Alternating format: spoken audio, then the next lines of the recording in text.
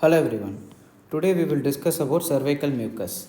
Cervical mucus is a glycoprotein rich secretion from endocervical glands which plays a vital role for fertility, protection and menstrual cycle physiology. It is produced by the endocervical columnar epithelium and 20 to 60 milligram per day up to 600 milligram around the time of ovulation. It consists of water which is 90 to 98%, mucins, electrolytes, immunoglobulin A, leukocytes, proteins and lipids. The hormonal regulation. So first is estrogen phase which is pre-ovulatory follicular phase. In this phase, cervical mucus will be thin, watery, stretchy, that is Spinnbarkeit appearance, abundant and alkaline, favoring sperm survival. During the progesterone phase, that is post-ovulatory luteal phase, it will be thick, sticky, scanty, cloudy and acidic.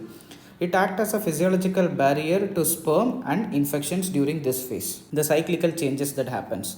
So during the menstrual phase, there will be minimal mucus and the cervical glands is usually inactive. In the early follicular phase, that will be thick and opaque, which indicates there is a rise in estrogen but still quite low only.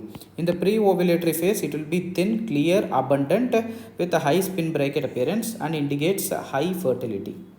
During the ovulatory phase, there will be egg white mucus with maximum stretchability and best time for conception. During luteal phase, again it will be thick, scanty and viscous, which forms as a barrier function and it is predominant. During the pregnancy, it will be profuse thick mucus forming a mucus plug. It is protective against any type of ascending infection. In the pre-menarche, it will be hypoestrogenic, scanty and thick mucus phase. In the post-menarche phase, because of low estrogen, it will be dry and scant, acidic and mucus with increased risk of infection. The functions include to facilitate sperm transport. It guides the sperm through cervical channels and protect against infection, forms mucus plug during the pregnancy. So the clinical assessment of mucus. Spinnbarkeit test. It measures mucus stretchability with a 10 cm stretch suggests ovulation. Ferning test. So dried mucus crystallizes like a fern-like pattern due to sodium chloride content. It is seen in estrogen dominant phase and ovulation. pH testing, in ovulatory phase it is alkaline with a pH of around 7 to 8. In luteal phase it is acidic with a pH of 4 to 6. Microscopy, it determines the cell types and infections.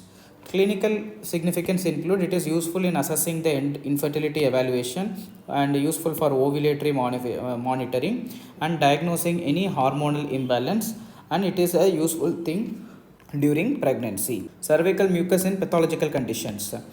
In cervicitis, especially in chlamydia or gonorrhea infection, it will be yellow and purulent mucus will be there. In hypoestrogenism, that is during premenopausal as well as postmenopausal phase, it will be scanty, thick mucus will be there.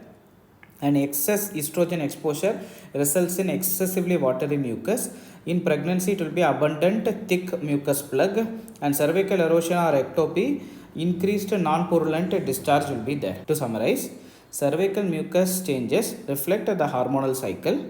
It is essential for fertility and infection protection, and pre-menarche and menopausal stage suggest hypoestrogenic scanty mucus. I hope you have learnt from this presentation. Thank you for watching.